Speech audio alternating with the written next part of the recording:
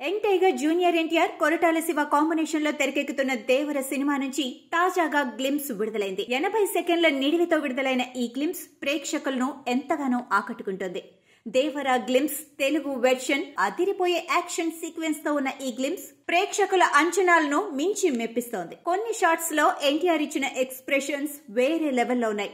ఈ సముద్రం చేపల్ని కంటే కత్తులను నెత్తురును ఎక్కువగా చూసి ఉంటది, అందుకే మేము దీన్ని ఎర్ర సముద్రం అంటాం అనే డైలాగ్ టీజర్ కు హైలైట్ గా నిలిచింది.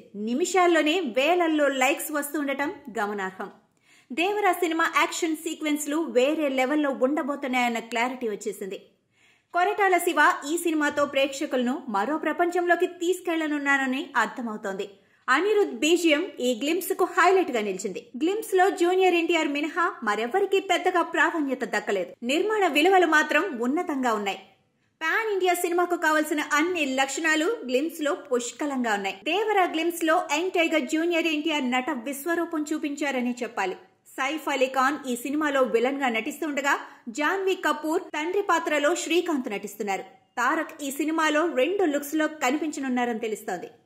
ఈ ఏడాది ఏప్రిల్ నెల 5వ తేదీన ఈ సినిమా విడుదల కానుందని కూడా తెలుస్తోంది.